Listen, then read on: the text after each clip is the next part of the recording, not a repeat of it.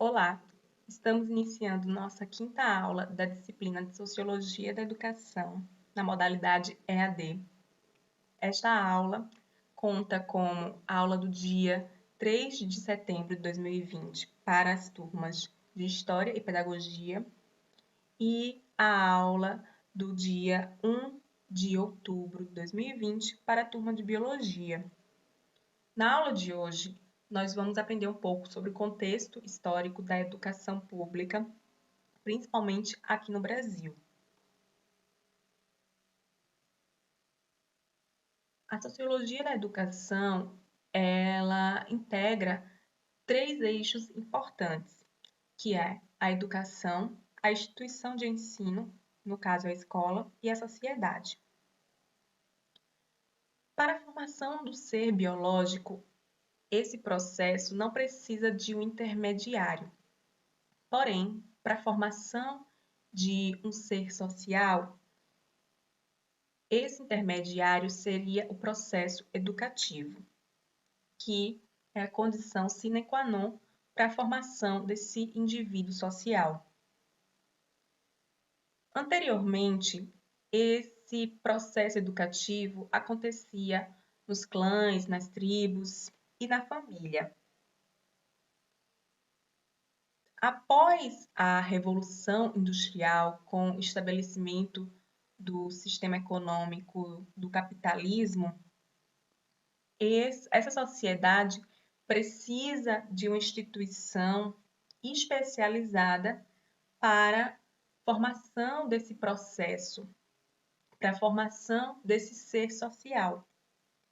E a escola vem para atender essa demanda de uma sociedade mais especializada.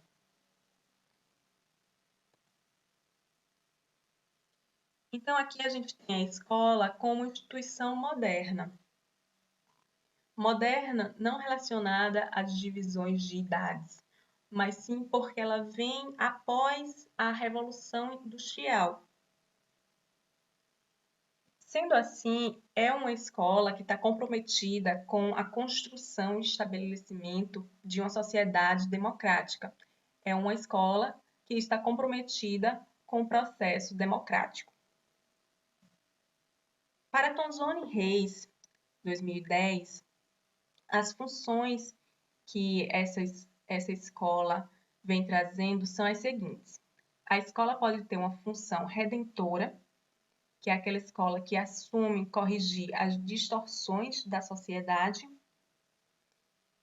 Tem a escola que vai assumir uma função reprodutora, que é de reproduzir essas desigualdades sociais já estabelecidas pelo capitalismo.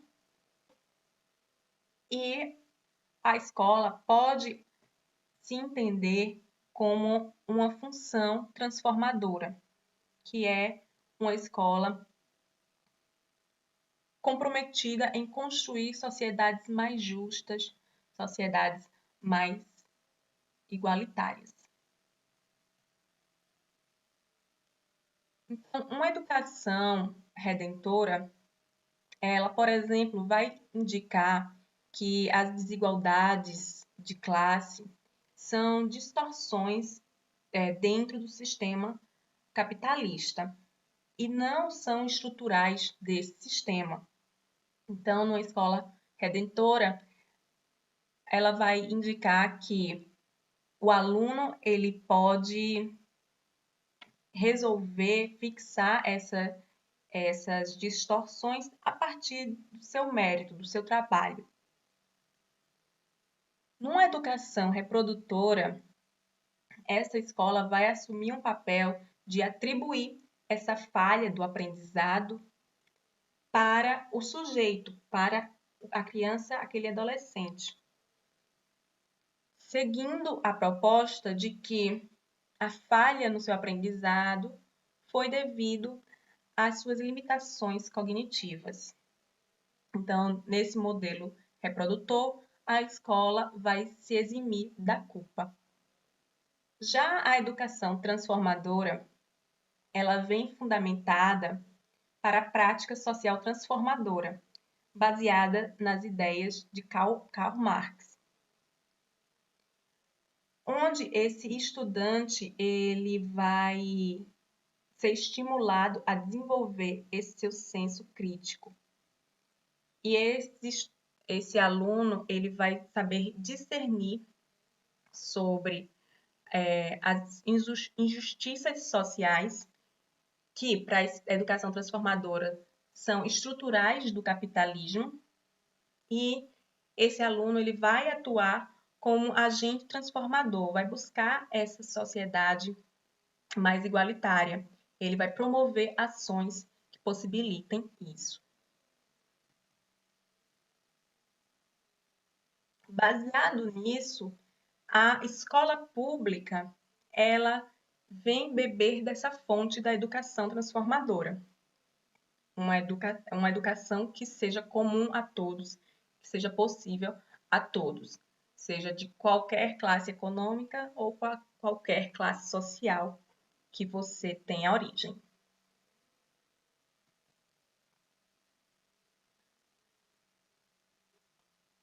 Seguindo aqui para a história da educação pública no Brasil, nós temos que ir lá para o Brasil Império, logo no finalzinho, tá? Quando o Partido Republicano ele estava a partir do final do Brasil Império, o Partido Republicano ele já estava em ascensão, e em 1870 esses republicanos eles buscam e defendem que a educação ela deveria ser popular. Esse nível de instrução deveria atender a todos, porque assim geraria um processo para a nação que viria a se formar depois, já quando o Brasil fosse uma república e não uma monarquia, como era o que o Partido Republicano, os republicanos na época, pretendiam. Já na década de 60, de 1960, nós tínhamos uma sociedade mais conservadora. E essa sociedade mais conservadora, através também do seu eixo religioso, principalmente tendo como principal agente a Igreja Católica, eram contra a escola pública, a educação pública, porque dizia que o processo educativo deveria ter como base a religião e a família. E se a educação fosse pública, isso seria tirado desses eixos.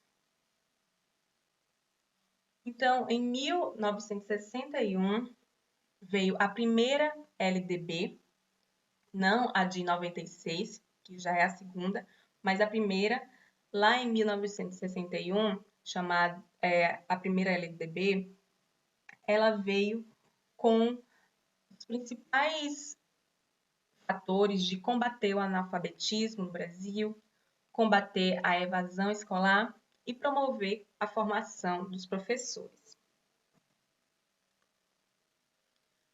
O eixo da educação pública do Brasil, que seguia uma corrente pedagógica mais ideológica, era que a educação pública deveria promover também a cultura popular, valorizar a realidade social da principal população, da massa populacional do Brasil, e também combater a opressão social. Um dos lemas mais conhecidos é a pedagogia da libertação.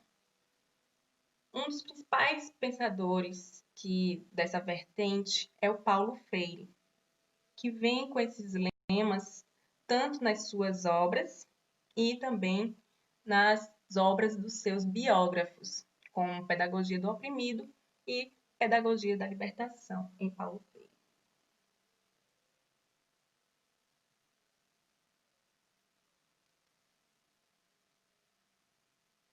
Já em 1964, ocorreu o golpe militar, com a ascensão dos governos ditatoriais militares até 1985. A partir então desses governos militares, a educação pública no país ela se tornou mais tecnicista, nacionalista e menos crítica. Os eixos que essa escola pública, essa educação pública seguiam eram a racionalidade, eficiência e produtividade. Bastante ligada também ao processo de industrialização que o país estava passando. Durante os governos ditatoriais militares, houve também o que a gente chama do milagre econômico, que tem esse nome o período que ocorreu entre 1969 a 1973, onde houve um alto desenvolvimento econômico do país, onde o PIB aumentou, houve uma diminuição de 4% da inflação, mas em contraste a isso veio um aumento da concentração de renda e da desigualdade social. E também pouco desse desenvolvimento econômico que estava acontecendo no país, pouco foi investido na educação pública, que para Tozzoni Reis 2010, isso também fazia parte de uma estratégia de governo para evitar que as massas tivessem acesso ao ensino superior. Já no período de redemocratização do país, quando houve a queda dos governos ditatoriais militares e o início de uma redemocratização brasileira com a eleição do então governador de Minas Gerais, Tancredo Neves, em 1985, a gente tem também a ascensão dos governos neoliberais. O que aconteceu a partir disso foi, então, a ampliação do acesso à escola pública, porém, houve a diminuição da qualidade dessa escola pública e também a precarização do ensino público.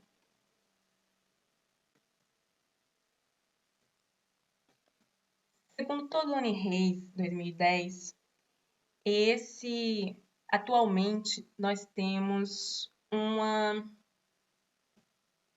um aumento dessa precarização pelo sucateamento da educação pública, que também pode ser considerada um projeto dos governos neoliberais que vem ocorrendo desde então para privatizar a educação no país, já que esses governos veem a educação como um bem de serviço, que assim sendo deve ser adquirido no mercado.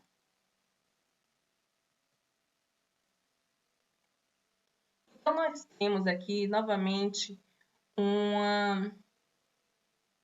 uma rixa entre a escola privada e a escola pública no Brasil. Segundo Tozzoni Reis, 2010, a escola privada ela tem outros objetivos que não são iguais ao da escola pública. A educação pública, ela visa atender a todos, desenvolver o senso crítico dos alunos e combater as desigualdades sociais existentes. Já a escola privada é voltada para um público de elite. Valoriza o individualismo, o consumo e a competitividade. Então, para Tozzoni Reis, no Brasil, nós tivemos 3 projetos principais educacionais. O primeiro veio com um projeto desenvolvimentista conservador, onde principalmente a gente tem até 1960, com a sociedade sendo dominada por uma elite mais conservadora, ligada também à Igreja Católica, a nacionalista popular e a que vem o projeto que se sobrepôs aos outros, principalmente nas últimas décadas e que nos últimos anos vem se tornando mais radical, que é o projeto de educação liberal.